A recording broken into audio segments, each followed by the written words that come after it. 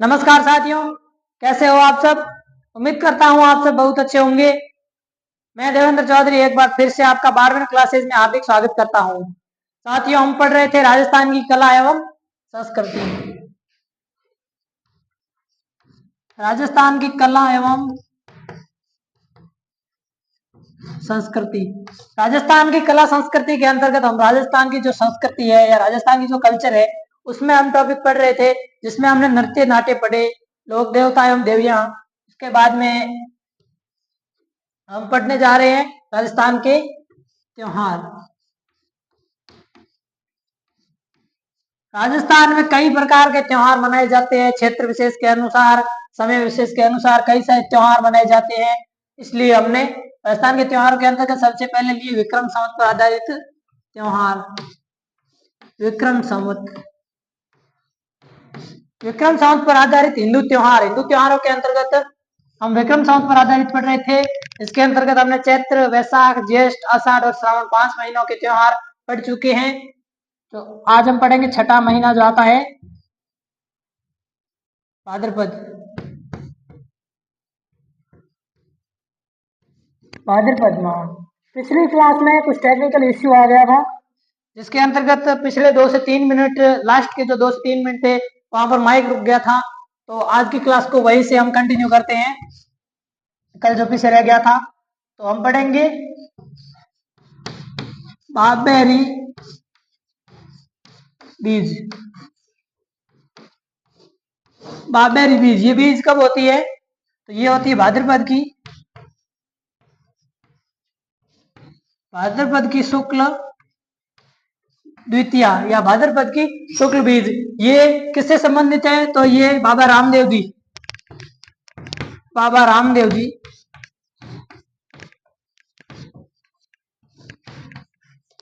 रामदेव जी का मेला कब भरता है?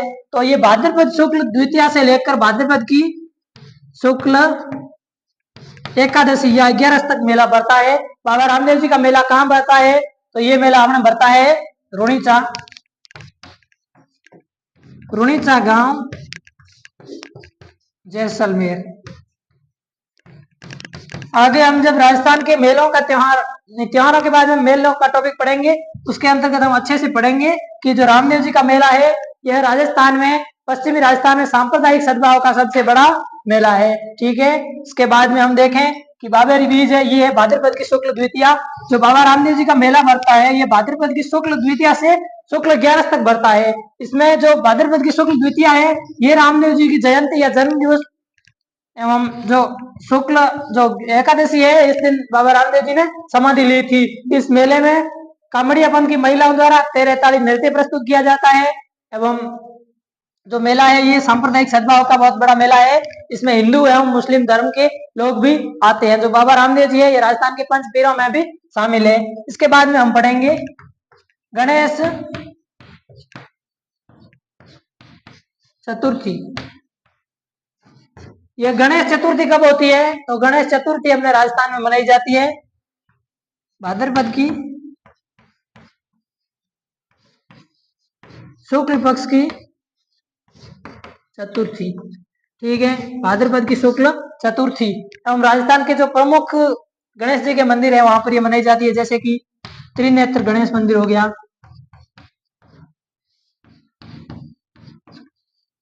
त्रिनेत्र गणेश मंदिर कहाँ है? तो अपना त्रिनेत्र गणेश मंदिर हो जाएगा रणथंभौर दुर्ग, सवाई माधोपुर।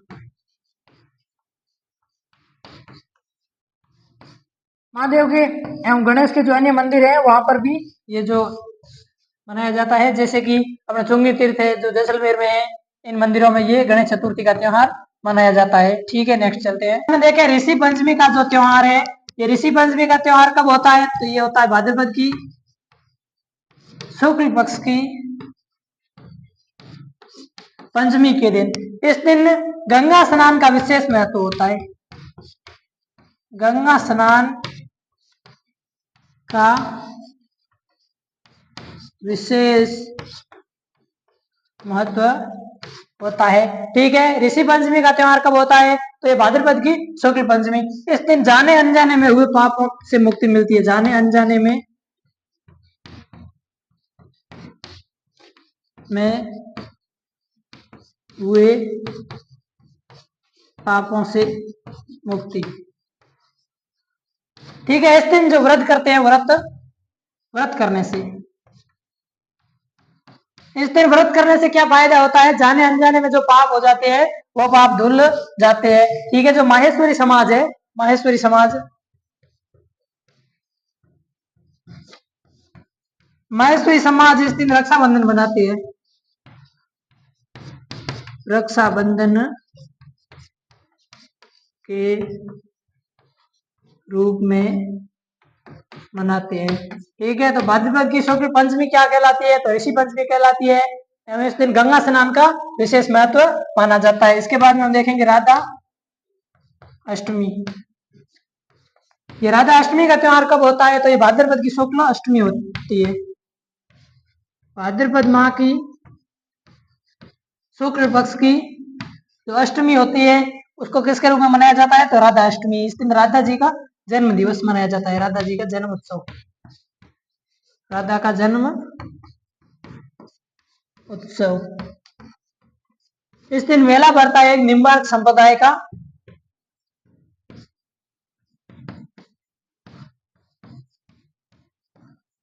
निम्बार्क संप्रदाय का मेला भरता है। यह मेला कहाँ भरता है? तो ये भरता है सलेमाबाद में। निम्बार्क संप्रदाय का मेला कहाँ भरता है? तो ये भरता है सलेमाबाद में।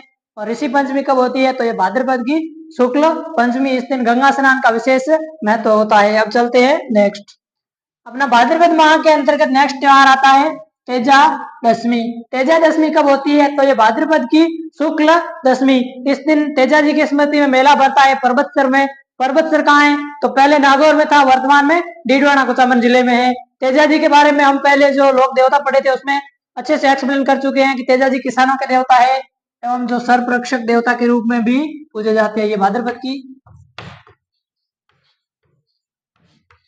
की शुक्ल दशमी।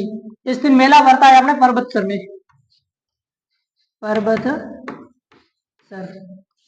पर्वतसर का है तो ये है डीडवाना कुचामन जिले में। ठीक है, तेजा जी की स्मृति में मेला भरता है। तेजा दशमी के दिन तेजा जी की स्मृति में मेला भरता है। ठीक है, इसके बाद में अगर देखें इसी दिन रामदेव जयंती भी मनाई जाती है, रामदेव जयंती ये भी इसी दिन ही मनाई जाती है। तो ये भाद्रपद की शुक्ल दशमी का दिन है, भाद्रपद शुक्ल दशमी का दिन। ठीक है, इस दिन विश्वकर्मा जयंती भी मनाई जाती है, विश्वकर्मा जयंती यह भी मनाई जाती है भाद्रपद की शुक्ल दशमी के दिन। इस दिन जो जांगीर समाज है या सुतार समाज है ये मनाते हैं विश्वकर्मा जी की, भगवान विश्वकर्मा की जयंती। ठीक है, इसके बाद में देखें खेजड़ली वृक्ष महोत्सव। खेजड़ली का वृक्ष महोत्सव, खेजड़ली वृक्ष महोत्सव कब मनाया जाता है? तो ये प्रतिवर्ष 12 सितंबर के दिन मनाया जाता है। 12 सितंबर के दिन खेजड़ली का वृक्ष महोत्सव मनाया जाता है। एवं जो वन्य जीव रक्षक होते हैं, वन्य जीव रक्षक, वन्य जीव रक्षकों को अमृता देवी पुरस्कार दिया जाता है। एवं जो विश्व का एकमात्र वृक्ष मेला है ये कहाँ भरता है? खेजड़ली गांव जोधपुर में, अमृता देवी पुरस्कार, अमृता देवी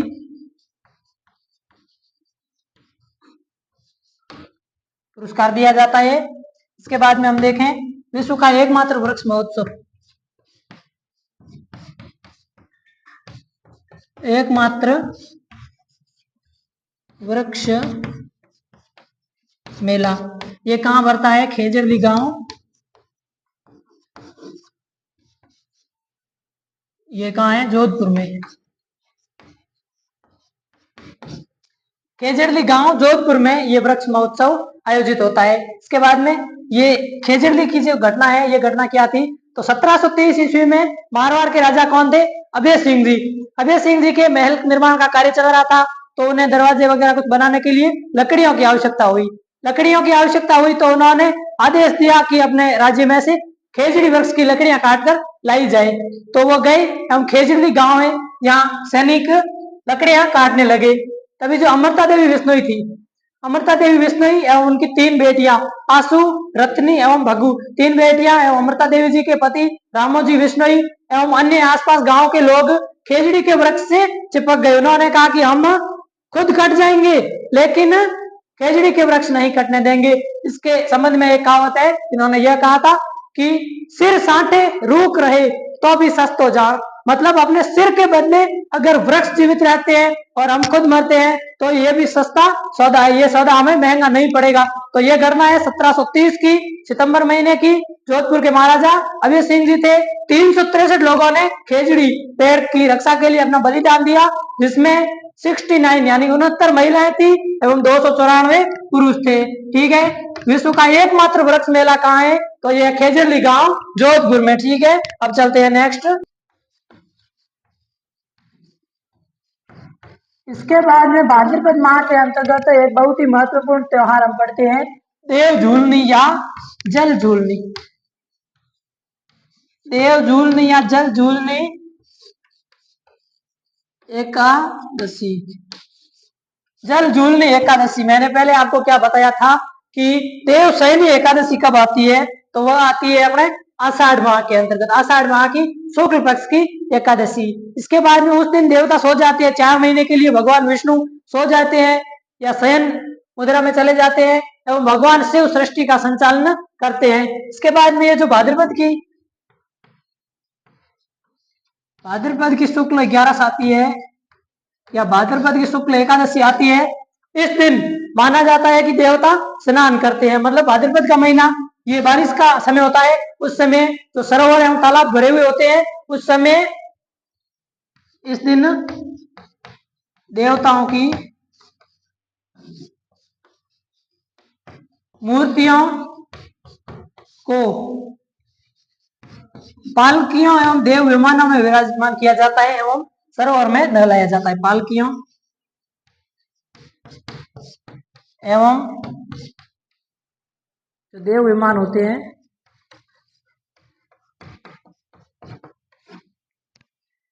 देव विमानों में विराजमान कर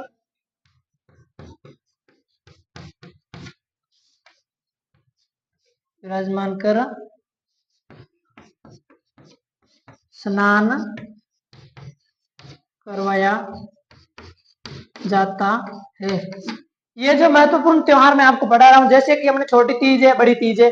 छोटी तीज है तो श्रावण की तीज है, बड़ी तीज है ये भाद्रपद की तीज है। छोटी तीज श्रावण की शुक्ल पक्ष की तृतीया एवं जो बड़ी तीज है वो भाद्रपद की कृष्ण पक्ष की तृतीया। छोटी तीज का मेला जयपुर, बड़ी तीज का मेला बूंदी, ये याद रखना। इसके बाद में ये जो 11 है, ये 3 11 मैं आपको महत्वपूर्ण पढ़ाऊंगा। बाकी हर महीने की 11 महत्वपूर्ण है, लेकिन राजस्थानी संस्कृति के अंतर्गत ये 3 जो त्योहार है,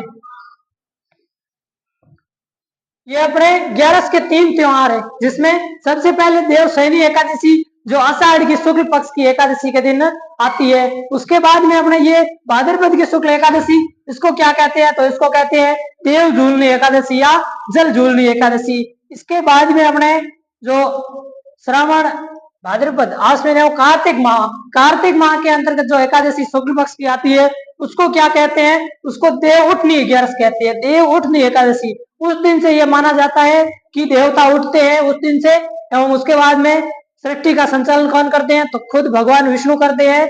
एवं उसके बाद में जो शुभ कार्य है या जो मांगलिक कार्य है, जैसे कि ब्याह है, शादी है, अन्य उत्सव है, वो उसके बाद में वापस प्रारंभ होते हैं। इन 4 महीनों का जो ये काल होता है, ये काल क्या कहलाता है, तो ये चौमासा कहलाता है। इन 4 माह के अंतर्गत कोई महत्वपूर्ण एवं मांगलिक कार्य नहीं होते, जैसे कि शादी है या नवीन गृह प्रवेश है। ये जो मांगलिक कार्य है, ये जो बारिश के 4 महीनों का समय होता है, आषाढ़ की शुक्ल 11 से लेकर आषाढ़ के बाद श्रावण, भाद्रपद, आश्विन और कार्तिक की शुक्ल 11, यानी देव शयनी एकादशी से देव उठनी एकादशी तक का ये जो 4 महीने का काल है, इस काल में मांगलिक अवसर जैसे कि ब्याह, शादी, गृह प्रवेश या कोई अन्य मांगलिक उत्सव आयोजित नहीं होते हैं। इस दिन क्या मान्यता है कि सरोवर एवं जो अन्य जो पानी के तालाब वगैरह है वहां पर देवताओं की मूर्तियों को पालकियों एवं देव विमानों में विराजमान कर न लाया जाता है या स्नान करवाया जाता है। ठीक है, जल झूलनी या देव झूलनी एकादशी मतलब इस दिन देवता स्नान करते हैं। इसके बाद में अपन देखते हैं अनंत चतुर्दशी। अनंत चतुर्दशी, अनंत चतुर्दशी ये चतुर्दशी कब होती है? तो ये भाद्रपद की शुक्ल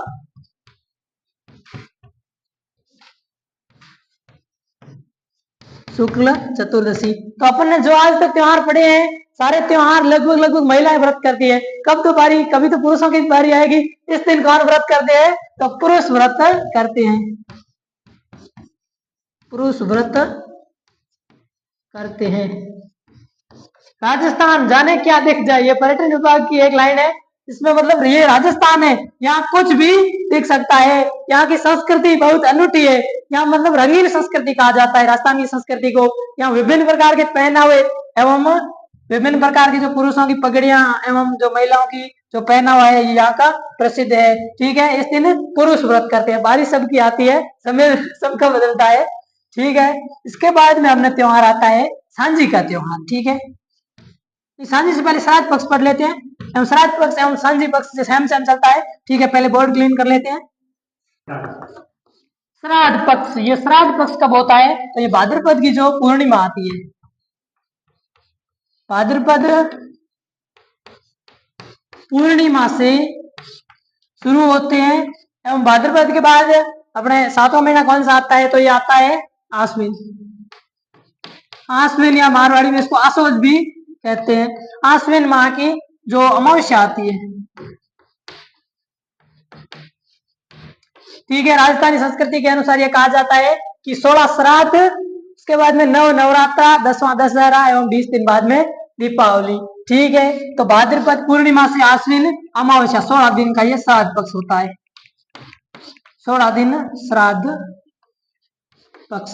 16 दिन कैसे? तो आप तो कहोगे कि पूर्णिमा से अमावस्या 15 दिन हुए। नहीं, पूर्णिमा खुद काउंट है। इसके बाद में 15 दिन तो आश्विन के जो कृष्ण पक्ष के 1 दिन, ये 16 दिन हो गए। श्राद्ध पक्ष पहले ये देख लेते हैं होता क्या है। तो जो पूर्वज होते हैं, जो पितृ आत्माओं को तर्पण दिया जाता है। ठीक है, पितृ आत्माओं को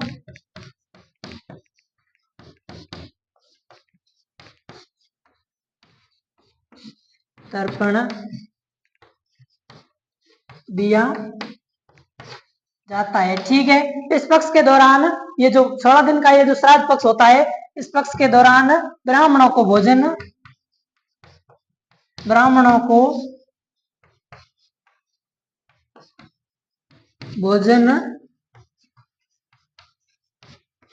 करवाया जाता है। जो पूर्वज होते हैं उन्हें कौओं के रूप में भी भोजन करवाया जाता है एवं पितृ आत्माओं को तर्पण दिया जाता है इन 16 दिन यानी श्राद्ध पक्ष के दौरान। मतलब भाद्रपद पूर्णिमा से ये जो आश्विन अमावस्या है, इस जो ये काल है, ये कहलाता है अपने श्राद्ध पक्ष। उसके बाद में आश्विन अमावस्या के बाद में जो आश्विन का शुक्ल पक्ष शुरू हो जाता है। आश्विन के जो 9 दिन होते हैं वो नवरात्रा होते हैं। उसके बाद में 10वां दिन दशहरा होता है। उसके 20 दिन बाद यानी उसके 20 दिन आश्विन के 5 दिन एवं 15 दिन कार्तिक के, यानी फिर कार्तिक अमावस्या आती है। उस दिन क्या होती है अपने राजस्थानी संस्कृति के अंतर्गत एक बहुत ही महत्वपूर्ण त्योहार दीपावली। इसके बाद में हम देखते हैं सांझी। सांझी सबसे पहले देखें ये सांझी है क्या। सांझी क्या है? जो गोबर से पुती दीवारें होती है, दीवारों पर कुंवारी कन्याओं द्वारा कुछ चित्र बनाए जाते हैं। ये जो सांझी माता होती है, इनके चित्र बनाए जाते हैं, फूलों द्वारा बनाए जाते हैं, पत्तों द्वारा, पेड़ अन्य अलग अलग पेड़ के पत्तों द्वारा बनाए जाते हैं। ये सांझी है। सांझी मतलब जो गोबर से पुती दीवारें होती है उन पर चित्र उकेरे जाते हैं, उनको सांझी कहते हैं। ये सांझी प्रसिद्ध कहाँ की है? तो ये प्रसिद्ध है नाथद्वारा की। नाथद्वारा सांझी ये कब होती है? तो ये अपने इसका ये समय निकाल लेता है भाद्रपद पूर्णिमा से भाद्रपद पूर्णिमा से सेम ये टाइम आश्विन अमावस्या। ठीक है, कुंवारी कन्याओं द्वारा जो चित्र बनाए जाते हैं नाथद्वारा की ये प्रसिद्ध है। राजस्थान का ये जो नाथद्वारा स्थान है ये कहाँ पड़ता है, तो ये राजसमंद, यानी पुराने समय के अनुसार अगर देखें तो ये मेवाड़ के अंतर्गत आता है। ये जो नाथद्वारा गांव है ये राजस्थान में सांस्कृतिक दृष्टि से बहुत ही महत्वपूर्ण गांव है। हर क्षेत्र में देखें, कोई कलाएं देखें, किसी प्रकार की कलाएं देखें, मेले देखें, त्योहार देखें, सब अगर महत्वपूर्ण अगर स्थान की बात करें तो वो है नाथद्वारा। सांझी के कुछ प्रकार देखते हैं, जैसे कि केले की सांझी, केले के पत्तों की सांझी, केले के पत्तों की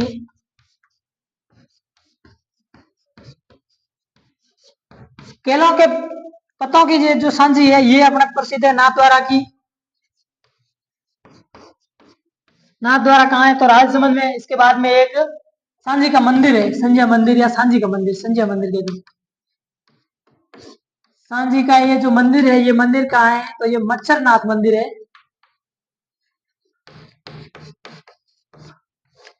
मच्छरनाथ मंदिर उदयपुर में है। ठीक है, सांझी, सांझी या संध्या, एग्जाम में अगर लिखा हुआ है संध्या तो भी आप ये सेम ही करोगे। ये नाथद्वारा राजसमंद की प्रसिद्ध है। केले के पत्तों की सांझी ये कहाँ की है, तो ये है नाथद्वारा की। ठीक है, तो श्राद्ध पक्ष राजस्थान के त्योहारों के अंतर्गत जो छठा महीना आता है अपना भाद्रपद, भाद्रपद के जो महत्वपूर्ण त्योहार है वो हम पढ़ चुके हैं। इसके बाद के जो त्योहार बचते हैं वो हम पढ़ेंगे नेक्स्ट क्लास में। तब तक जुड़े रहिए अपने प्यारे परिवार बारमेर क्लासेज के साथ। धन्यवाद।